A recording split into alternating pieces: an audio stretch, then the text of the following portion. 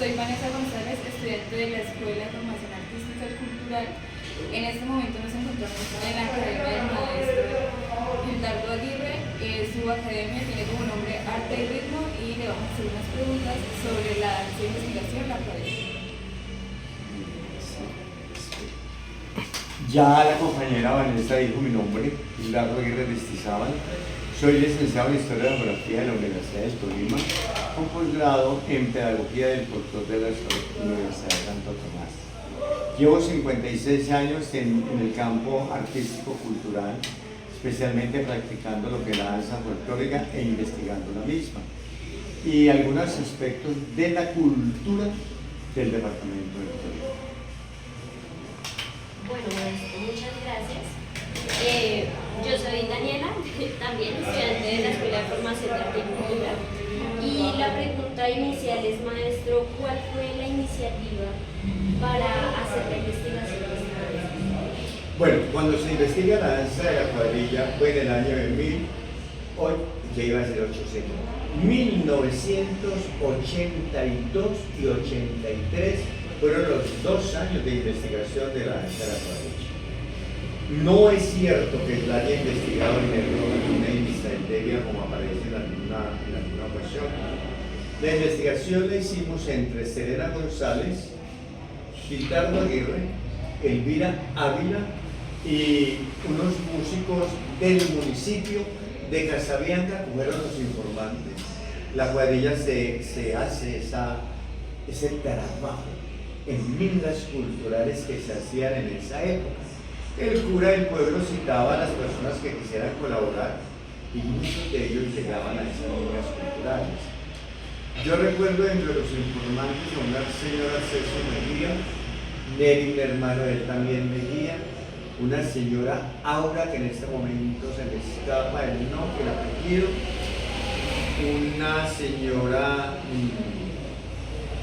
Francelina, tampoco recuerdo el apellido, hay que decir la verdad. Luego fuimos a Villahermosa a continuar esa investigación y nos tocaba ir a las veredas. Allí en Villahermosa se hizo una amiga, pero la gente no informó. Entonces nos tocó ir a una vereda llamada Platanilla y a una que se llama La Paloma. Y recuerdo que los informantes, el señor era Don Luis Amaya, pero no recuerdo el nombre de los demás porque no era el que enseñaba. Y allí en Casabianca estuvimos en las veredas del Lembo, Llanadas, hay una que se llama San Ignacio y la otra se llama Oromazo. Allí estuvimos nosotros y la Cristalina, fueron las veredas donde más nosotros estuvimos investigando, y por eso fueron 2 años donde nosotros viajábamos cada 15 días a Casabianca y Villahermosa.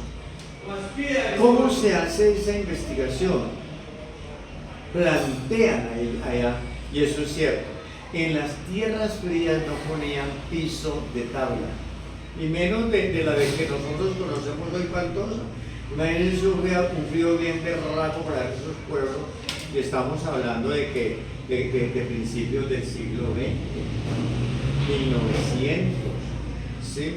¿Cómo sería el frío cuando no había una contaminación ambiental?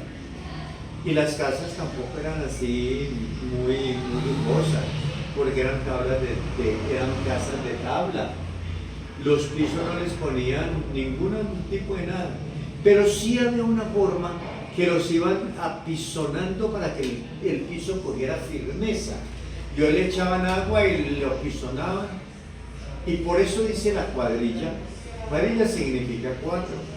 Que de acuerdo a las dependencias que tuviera la casa, no es como ahorita que las casas son grandes, diferentes, ¿no?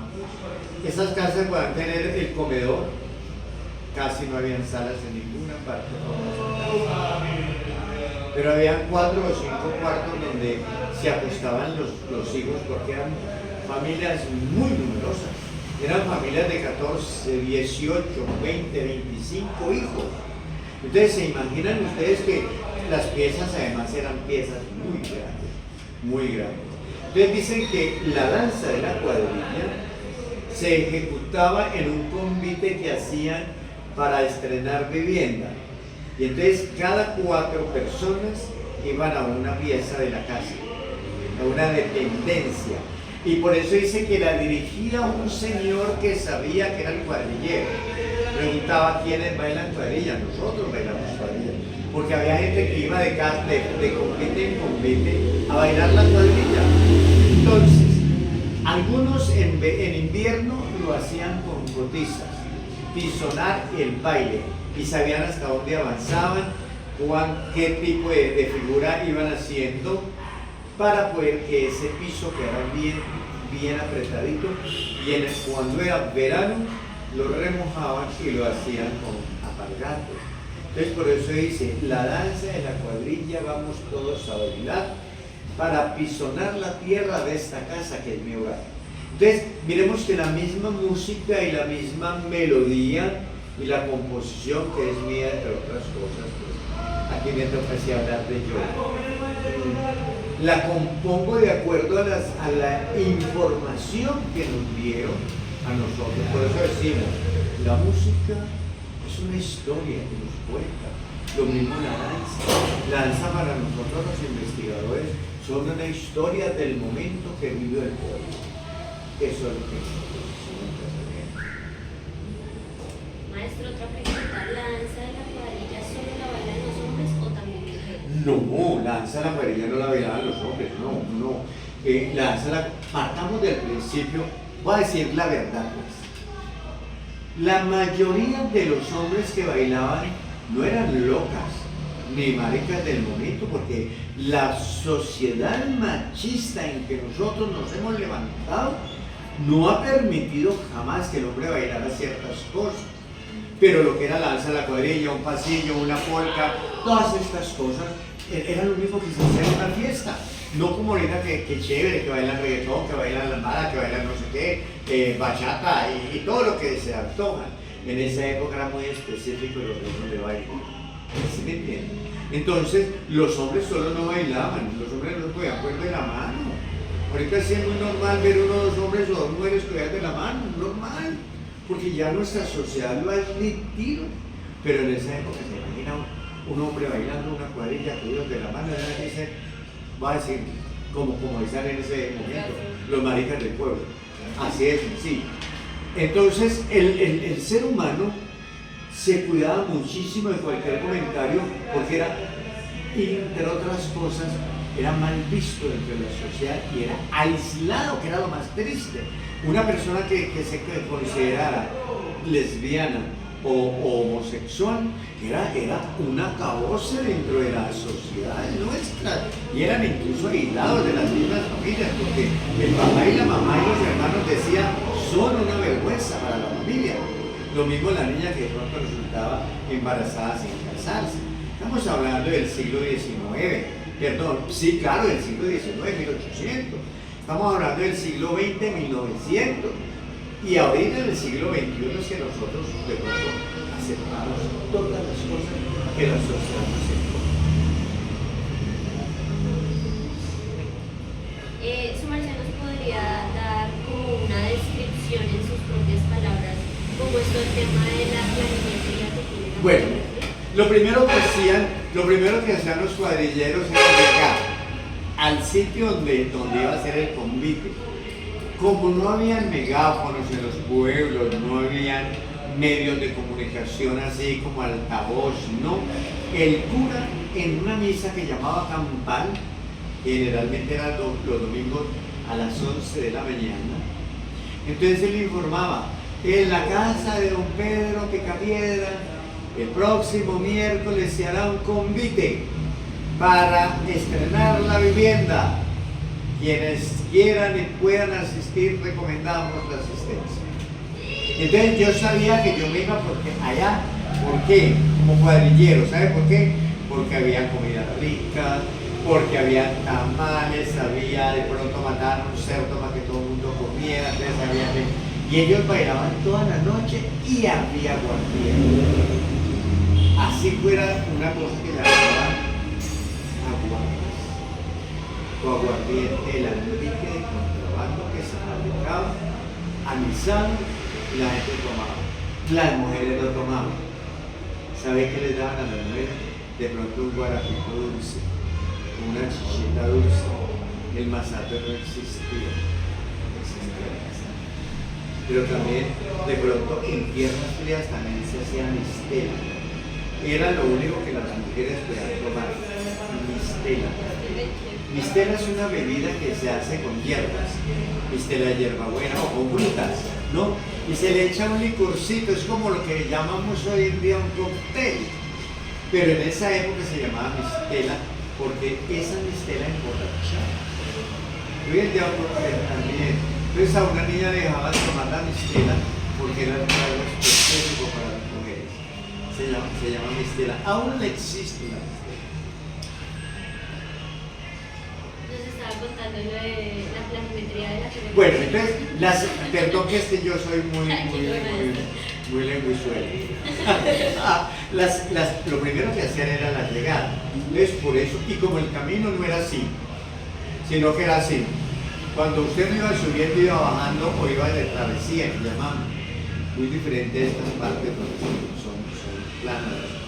Entonces, él se demuestra cuando van entrando los cuadrilleros, la mujer gira alrededor del hombre. Eso significaba todos los altibajos que tenían para llegar. Luego entonces el señor que llega y les invita, ¿quiénes bailan cuadrilla? Todos bailamos cuadrilla, puede contestar. O puede que él ni siquiera pregunte, entonces cada cual con su pareja. Que no eran hombres los que bailaban, pero le dice, cada cual con su pareja y vamos a bailar. Entonces iba diciendo, por ejemplo, túnel, avance, molinete, cruzadas, iba dando un nombre. No era que la danza tenga un nombre específico de cada figura, no. De pronto entonces hagamos un molinete, era que todos giraban para este lado y luego devolvían. Pero era que todo lo hacían al mismo tiempo. Podía haber 4 acá, 4 en la otra serían 8, 4 en la otra serían 12, 4 en la otra 16. Por eso dice que de acuerdo a las dependencias que tuviera la casa, ese mismo era el número de cuadrilleros que bailaban. ¿Sí? Cuando quieran, con mucho gusto, yo no sé si tengan la planimetría por ahí, lo que sí tengo es la melodía. Y cuando quieran, ustedes vienen y aquí nosotros la bailamos y cada uno de ustedes con su lenguaje escrito, coreográfico, lo puede hacer. Con mucho gusto, si vienen mañana por la tarde, le podemos bailar la cuadrilla a ustedes, la organizan, graban la música, mañana hagan lo que les dé la gana aquí y yo las dejo. Lo dejo. Entonces, vienen. Qué rico, nosotros estamos ensayando mañana a partir de las 3 de la tarde. A las 4 ya pueden venir y con mucho gusto ejecutamos la cuadrilla y se van dando cuenta cómo se desarrolla la cuadrilla y yo se la voy explicando. La firma para que tengan cómo se hace la cuadrilla. ¿Les parece? Y graban la música con mucho gusto. Y cuando yo digo cada uno de nosotros, tenemos una forma de escritura. Hay una que es generalizada y conocemos a nivel mundial. Yo lo escribo así. Yo hago, entra por el lado derecho y coge la pareja, yo hago como una lección. Muy específico. Muy específico porque yo no puedo emplear un lenguaje coreográfico como el que ustedes emplean. Porque cada uno de nosotros escribimos nuestro propio lenguaje para que nadie nos copie. Quizás es egoísta. Pero yo en este caso no. Sí, porque como uno en la medida que se va envejeciendo va perdiendo memoria, va perdiendo de todo lo que hace. Entonces, eso es lo que plantea. Les puedo colaborar en ese sentido, de que mañana les bailen la cuadrilla y les graban la música. Y ustedes sacan sus propias conclusiones. ¿Te parece? Sí, claro, me parece muy bien. ¿Tienen una pregunta ustedes? Pregunten todo lo que quieran ahora o callen para siempre, como dicen los curas cuando me van a casa. No, yo tengo una. Yo tenía una pregunta respecto al tema de los hombres, pero me olvidé de una palabra que había dicho cuando ellos bailaban. El hombre generalmente, nosotros hemos ¿Ah? Descanse, pare eso y descanse que ahora sí. Chisme. Luego no lo va a editar, mijito. Vea, lo voy a explicar. El norte del Tolima fue colonizado por antioqueños. Por eso nosotros no podemos meter al departamento en San Juanero, todo, meternos de un costal. Porque en el norte del Tolima ni se toca tambora como en el plan. El San Juanero corresponde a la región ribereña del río Magdalena, por donde entraron los españoles y nos impusieron el día de San Juan. Pero en las tierras frías, no. Porque la migración antioqueña, yo siempre he dicho la inmigración, pero fue la migración antioqueña. La primera se hizo en el año de 1850. Llegaron muchos antioqueños con bueyes, con mulas, con viejas, con todo, con niños, con ollas viejas, todas untadas de hollín, lo que fuera. Pero llegaron. Y fueron fundando las primeras villas, así ya se llamaban. Después fueron pueblos, como Casabianca, Villahermosa, Herveo, Falan, Palo Cabildo, El Líbano, Murillo, Fresno, ¿cierto? Y luego viene una segunda llegada de antioqueños al norte, que fue en el año de 1886. Ahí entonces se constituye una cultura totalmente distinta. Por eso el departamento del Tolima tiene una cosa que llamamos microclimas, dependiendo la altura sobre el nivel del mar, y es distinta la cultura de cada cosa. No es lo mismo ir usted a una tierra como Villahermosa o a una vereda como se llama Guayabal arriba de Villahermosa, que queda cerquitica del Nevado del Ruiz. Ahí se a vestir como usted está. La pulmonía, mamita. ¿No es cierto? O usted con esos chores, menos se le congela hasta la lengua. Entonces miremos cómo en cada región es diferente. Los peinados, el maquillaje, la forma de hablar, la forma de caminar. Yo conozco a la gente de tierra fría porque camina distinto a la de tierra caliente, ¿cierto? La alimentación, arriba la base de la papa, que los páramos. Es lo único que hay.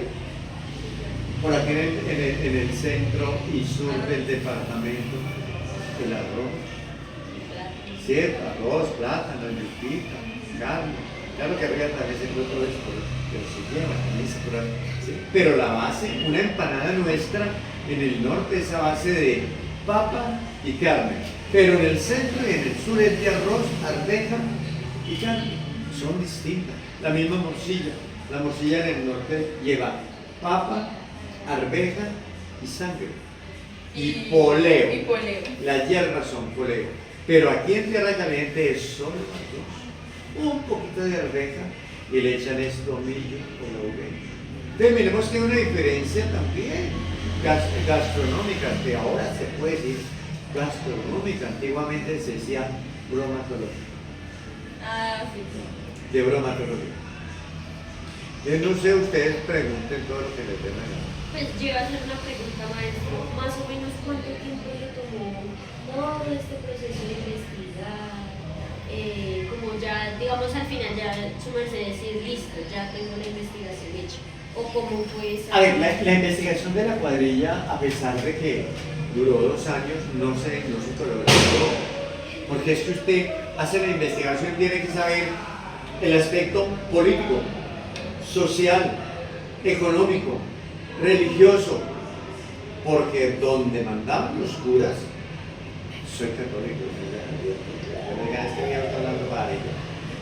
dependiendo, los curas no le permitían a usted, estamos hablando de la década del 50 todavía, usted no puede entrar a hacer la iglesia, en la década del 1950. ¿Sabe cuándo empezó como a generarse un proceso diferente?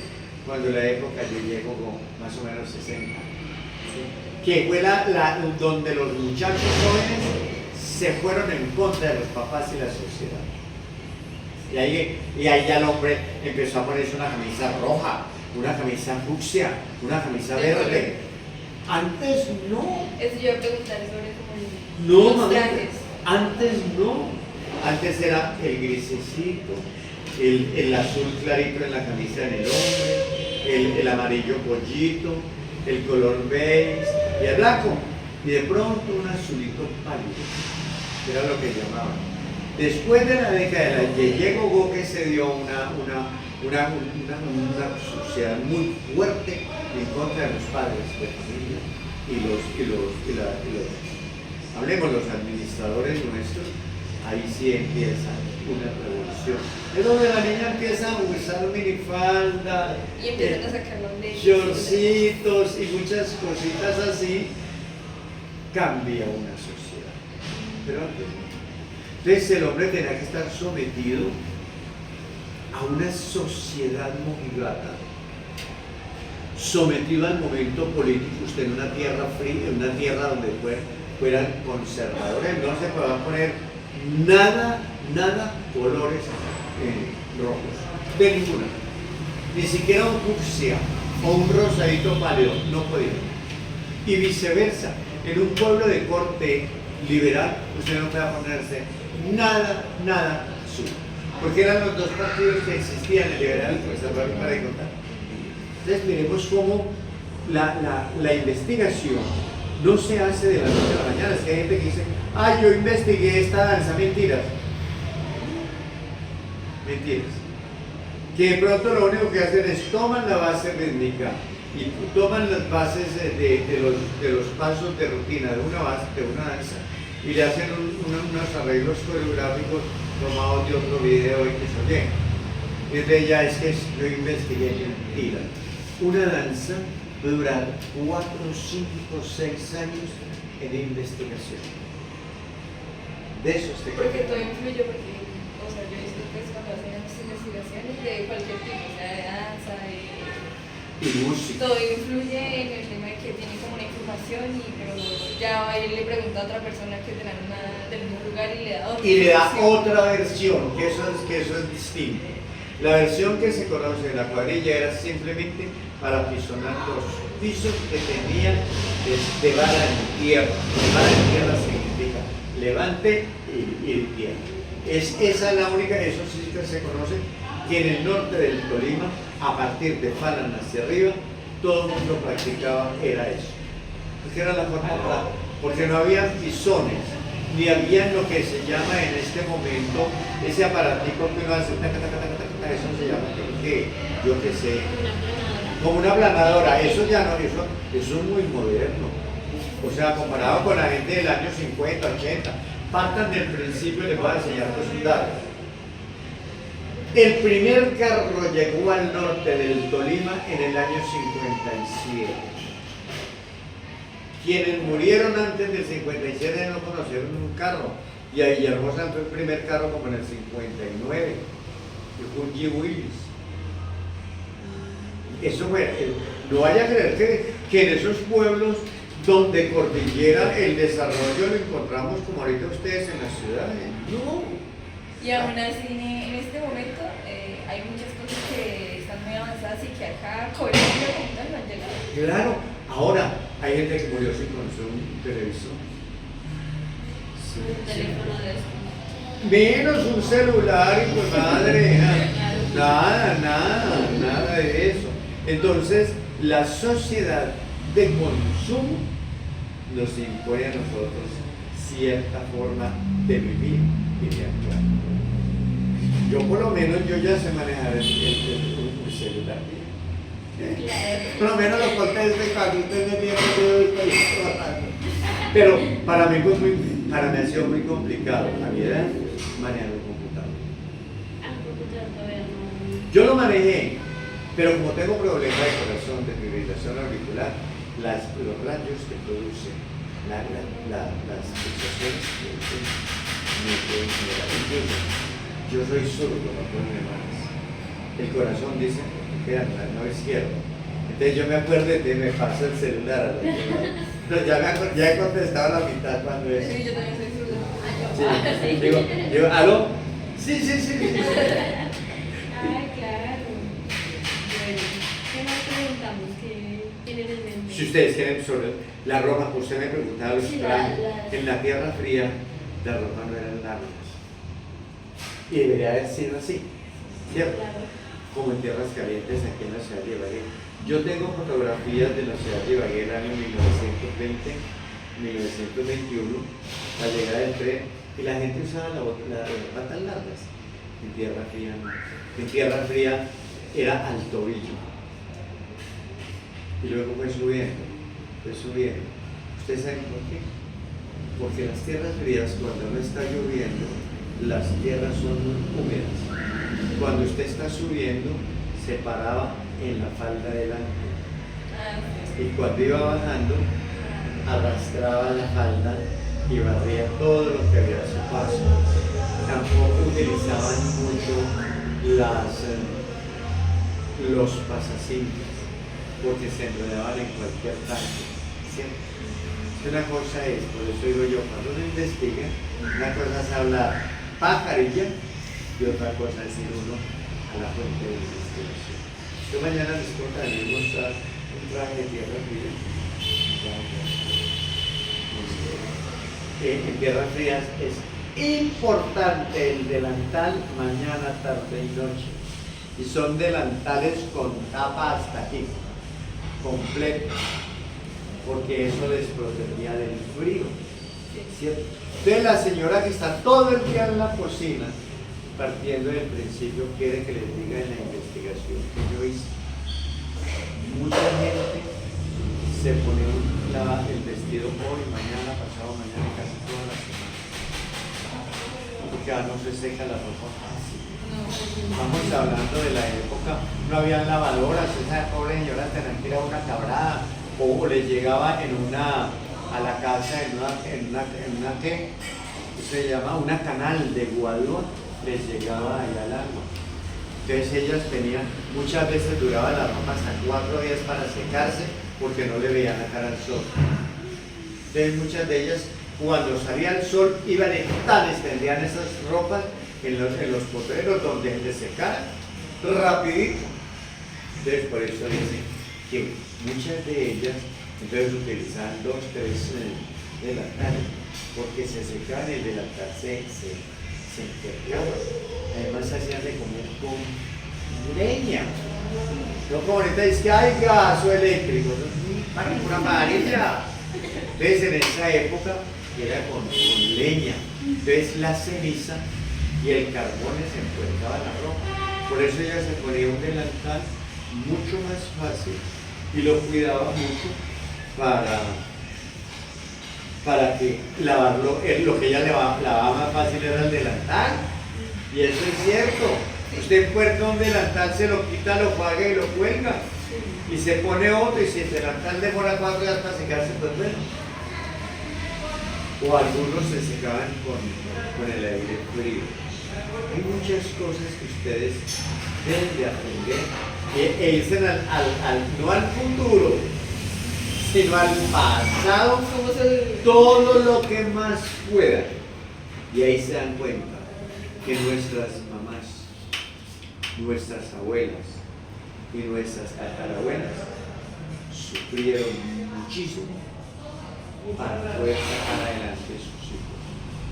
Y fueron grandes trabajadoras sin sueldo. ¿Sí ven? Entonces es muy verdad. Yo les digo a ustedes todo lo que quieran. Lo que quieran. ¿Cómo tener que moler?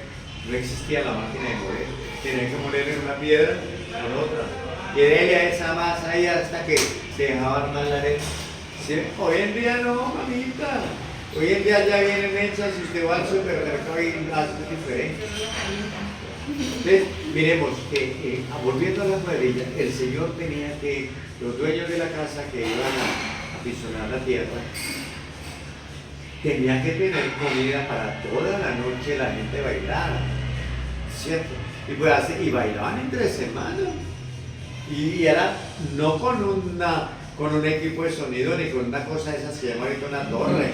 ni con una cabina, ni con nada de eso. Con puros músicos se llamaban surungueros. Pero los músicos traían 3, 4 músicos, 5 músicos y se turnaban. ¿Sí? Unos tocaban simple guitarra y una carrasca. No había chucho en tierra fría. El chucho es propio de tierra caliente. En tierra fría se utilizaba la carrasca. Y entonces cantaban, en esa época no se decía un dueto, sino que se decía un dúo, porque cantaban a voz uno, la prima y la segunda. ¿Sí ven?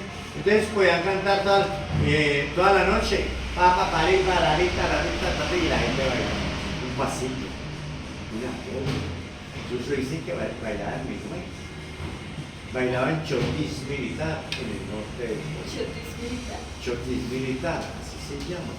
Bailaban el fandanguillo, con coplas duras, o sea, fuertes. No insultando ni vulgares, sino de doble sentido. Dicen que el fandanguillo se bailaba así. El capitucel era mucho más elegante, ¿sí? Para poder conquistar a la muchacha. Por ejemplo, ¿han oído el capitucel? Capitucel, lo que yo tengo es para su merced. Entonces él iba brindando la camisa, el pantalón, sí, son cosas, por eso es que son modalidades compladas. El fandanguillo criollo empieza. Me llamo Demetrio Huertas y vengo del Arenillo buscando cierta morena para bailar el fandanguillo. Nadie sabe quién fue Demetrio Huertas. Puede haber sido un hombre ficticio. Pero el fandanguillo es un hombre viejo, dueño de una finca, tratando de conquistar a una muchacha. No sé, no. Después hablamos de todo esto. Ay, es que a mí me emociona este tema. Sí, no sé qué tiene como Sí. una convicción. A mí me gustan estos temas porque yo ya llevo 56 años en esta cuestión, 40 investigando. Y a mí me agrada. Y cada vez que yo voy a un pueblo, por decir algo, yo voy a Murillo, ¿sí? Y yo veo esas casas tan lindas, voy y me tomo por allá en un restaurante, no, Gildardo, le sirvo un caldito. Yo digo, bueno, yo pienso que es un caldito así, con una arepita. Es una cosa así, con costilla, con chocolate, con unas arepas así grandes. Entonces todas esas cosas. Cuando ustedes quieran, si alguno de ustedes le pica la vena de ser investigadora, grábese dos cosas. Nosotros investigamos no para nosotros, investigamos para dejar una memoria que verdaderamente sea real de lo que se vivió en esas comunidades, no un poco de mentira. No sé qué pregunta tienen ustedes para hacer. Pues yo. Hágale, mamita. Porque siempre te escucho que hay como un debate respecto al tema del peinado de la mujer, independientemente de la danza que ellos Sí, bailan. independiente. Yo les voy a explicar a ustedes. Las mujeres no usaron peines. Eso y menos un ramo de flores. Eso no existía. Eso no existía. Además que las mujeres llegaban generalmente al pueblo montadas a caballo, pero ellas no se montaban horquelladas, sino así, llegaban. Había una cosa que les tocó un tacho acá y así, y con unas faldas largas y que les tapaban el anca del caballo. Se imaginan una pobre tonta bajándose cada rato que viera una flor por ahí en el camino, bájese y quítela. ¿Quién diablos la subía? Si para poderse subir usted al caballo, tenían que poner una silla para poder que avanzara. De lo contrario, la podía subir. O que alguno de la familia la ayudara a subir. Por eso lo primero que le decía a usted la mamá era, vaya al baño antes de irse, mamita. Sí. Y usted corría. Y le ponían unos pantalones que eso se utilizan en las coreografías. Hasta aquí, el bombacho que llaman, y la mamá se lo amarraba. Y le voy a explicar a usted. Dentro de la investigación sobre el vestuario, había una señora Rita, pero Rita Flores. La señora Rita Flores ya tenía como unos, pongamos como unos 85, pero mi madre murió de 99 años, 5 meses. Y usted hablaba con mi madre como estar acá. A mamá nunca le dio Alzheimer, nunca se le subió la tensión, nunca le dio azúcar, nunca le dolió nada, murió de un infarto así. Así de sencillo. Mi mamá nos contaba que mi mamá Susan, o sea mi abuela, les ponía su bombacho y les hacía un nudo X. Y usted no podía quitarse ese nudo ni siquiera por el lado. Por eso le decían, vaya haga el mandado de doña Perenceja y orine antes de irse o vaya al baño. Y le amarraban. Cuando usted llegaba, mi abuela le miraba si le habían sacado el nudo. O sea, era la forma como se sometía y cuidaban la virginidad de una mujer, porque era obligación llegar virgen al matrimonio. Las niñas se casaban muy jóvenes, porque una mujer que llegara a los 18 o 20 años sin casarse, ya la solteró. Hoy en día no, es una mujer que es solterona de que fue madre, una mujer se va a hacer claro, cuando quiera. Entonces, por eso el vestuario genera una cantidad de cosas. Sí es cierto que la trenza se utilizó desde el momento en que llegaron los españoles y también los indígenas lo utilizaron. Porque se imagina usted una mujer que tuviera el pelo crespo, una mujer que tuviera el pelo sin largo, ¿cierto? Además que habían unas epidemias de piojo en las terrazas. ¿Sí me entiende? Y yo hablo de piojos y enseguida me pica la cabeza. ¿Cierto? Resulta que en la Tierra Fría había un peinado muy que odiaban las muchachas, que se llamaba la trenza canasta. Y era, como no se cortaban el pelo así como usted, eran los pelos muy largos, entonces empezaba la trenza así, acá. Iban subiendo hasta que llegaban acá. Y verdad que quedaban como si les hubieran metido un canasto. Pero eso tiene un porqué. Primero, para que no se fueran a llenar de piojos. Segundo, porque la que tuviera piojos, le salían así.